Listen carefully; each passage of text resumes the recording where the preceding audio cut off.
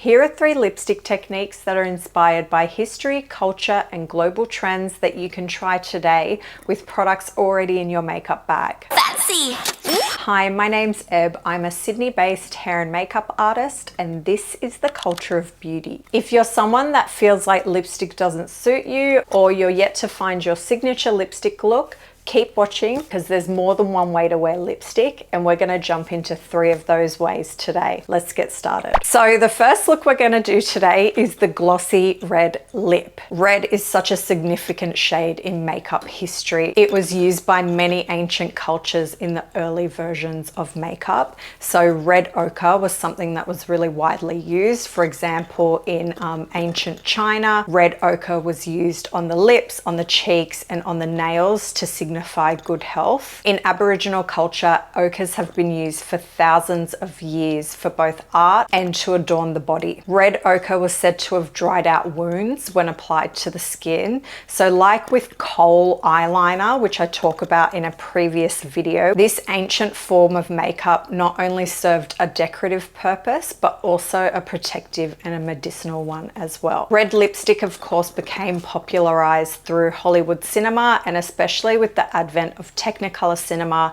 in the mid-1930s. Because of the way that technicolor film was processed, there were a lot of new makeup techniques that needed to be sort of invented while cinema was developing. And there was actually this big thing called the Hollywood powder puff wars, where you had big makeup giants like Elizabeth Arden and Max Factor battling it out for who would provide the go-to makeup products for cinema. And the glossy red lip was a really big part of that early technicolor makeup look. So let's do it. I just need 3 products to create this look.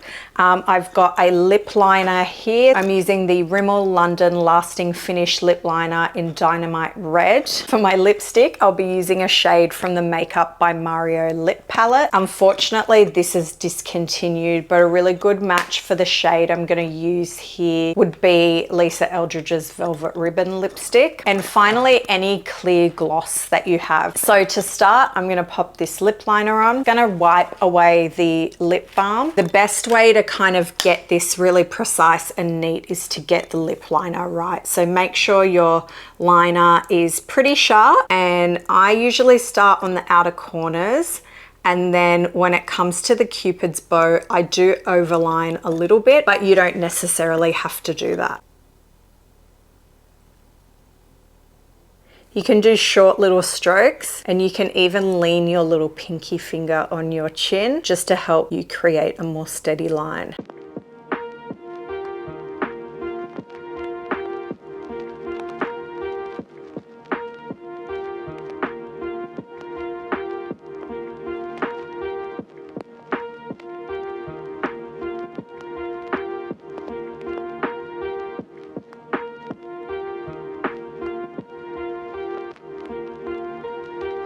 And now what I like to do is fill in the lips as well with the lip liner, because that just helps it last a lot longer.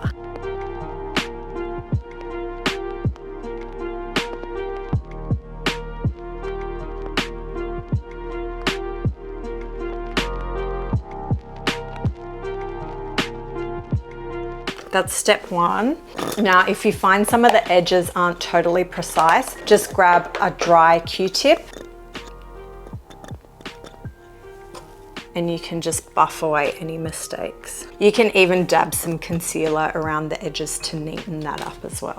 Okay, so next up, I am taking this red shade from the Makeup by Mario palette. You can use something more warm toned, you can use a cool tone, whatever you think suits you. You can go straight from the bullet or use a brush.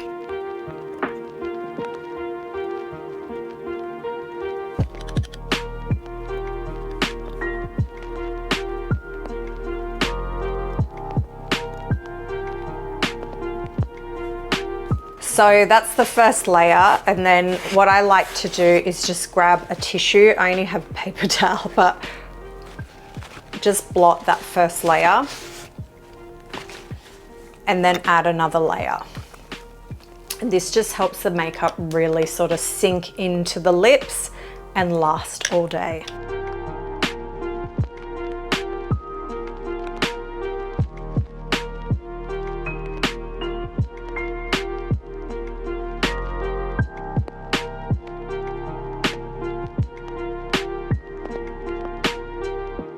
That's the second layer done. Now getting those edges really crisp can be hard, but I find a really good lip brush helps. So this is the Makeup by Mario lip brush. The other one I really like is the Morphe lip brush.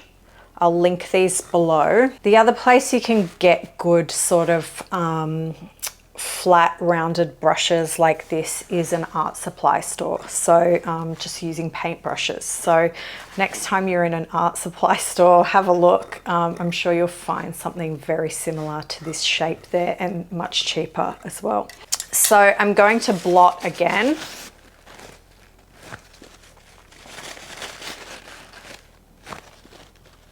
Use a tissue, don't use paper towel like me. If you want some of those edges to be a bit crisper, you can go over again with lip liner.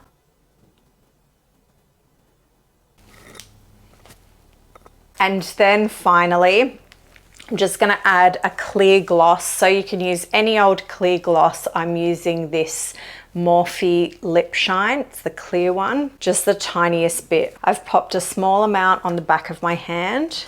I'm just gonna dab it into the center of the lip with my finger.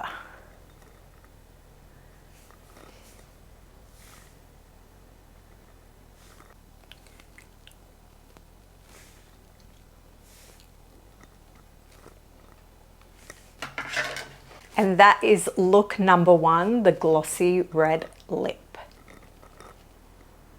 And we're back. Are you enjoying this video? Because if you are, can you hit that like button for me? And if you're not already subscribed, please do. I post brand new content every single week talking about the impact of beauty on culture and culture on beauty and beauty standards at different points in history and all over the world.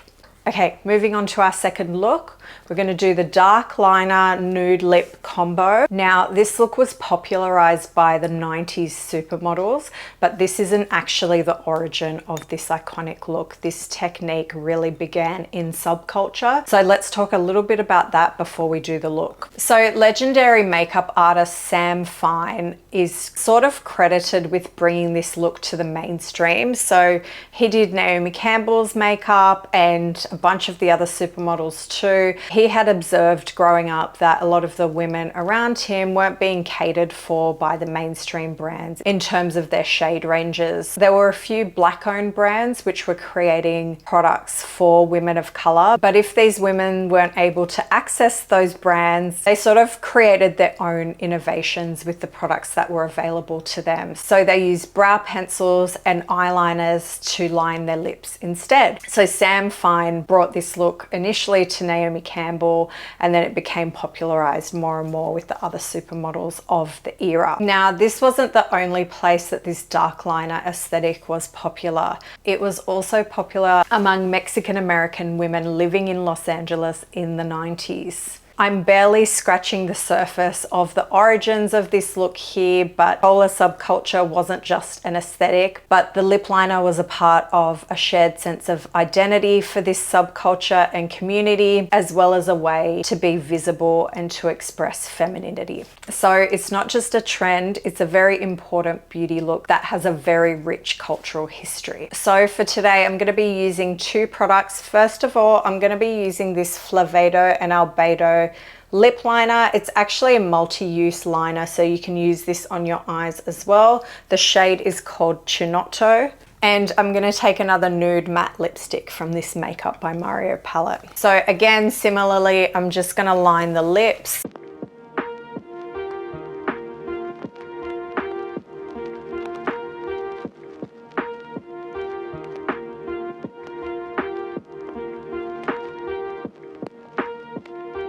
Slightly filling in the lips as well, but not as much as last time.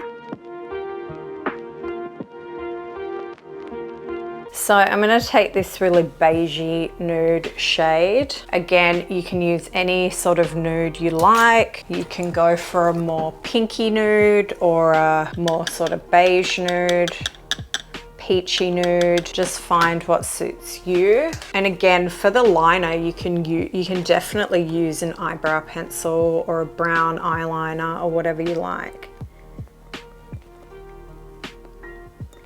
So I'm just putting that in the center of the lips. And I'm just trying to blend the edge where the lipstick meets the liner. So this look has sort of evolved over time, and I know like TikTok has turned it into a really big trend as well. But as I said, it's really important to know the cultural origins of this look because it was for many years a real symbol of identity. It wasn't like invented by Kylie Jenner or Hailey Bieber. I'm just slightly deepening those edges so I get more of a gradient effect. You can add some gloss in the middle if you like, just to make your lip look a little bit fuller, or you can just leave it matte like this. So I think it's important to understand that sometimes makeup is not just makeup, it holds significant meaning. So that's the second look. Okay, we're back. Look number 3. Of course, we're diving into the world of East Asian beauty. This look sort of has origins in K-beauty with the gradient lip, but has since evolved to become this 3D gradient lip that is really popular among Douyin makeup artists. So for this look, you'll need a dark shade of lip liner. I'm gonna stick with the Rimmel Lasting Finish in Dynamite Red. You'll need a lighter, more muted matte lipstick. I'm gonna use the 3CE matte lipstick in the shade Mirror Like. A lip gloss. So I'm gonna stick with the Morphe Lip Shine on this one. And finally, you'll need a kind of short, soft, fluffy brush. So I'm using this Morphe M321. Now, this is probably the most complex look of all of them. K-beauty, as you know, is very much about that kind of seamless look. It's all about makeup appearing as though it's a part of your skin and your natural features rather than being kind of obvious or deliberately placed makeup. So this technique incorporates a lot of contouring and shading to create the illusion of fuller lips. So first of all, we take the lip liner, and again, you can use any shade. Like you could do this with a deep purple shade if you want. In K-beauty, certainly the kind of reds and pinks and nudes are a lot more popular. But yeah, you could use purple or do whatever you want with this look. And then just above your Cupid's bow, create a V shape. And sort of, you can bring it slightly over so you're almost, it almost looks like a little bat. A little bat signal. And then underneath, just overline that bottom lip.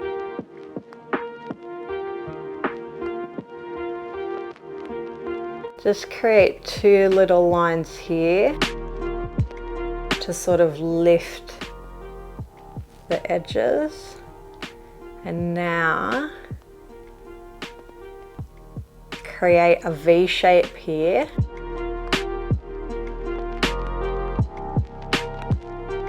Close it off and fill that in. Draw a line in the middle of your lip here. And another one across here. That looks really weird, but trust the process. Okay, so next we take our lipstick and our brush, and we're gonna really load up this brush with product. I'm gonna start in the middle here and just blur the edges of that lip liner at the top. And then take it all the way out. Now you probably need to dip in a few times to that lipstick. So I'm just gonna dip in again. Keep buffing.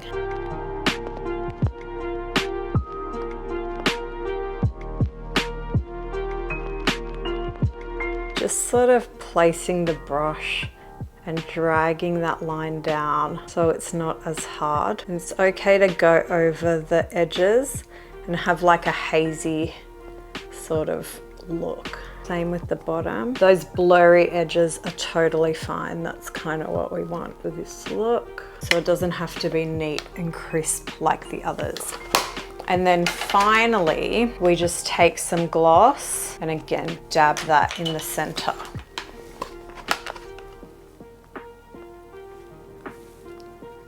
the top and the bottom.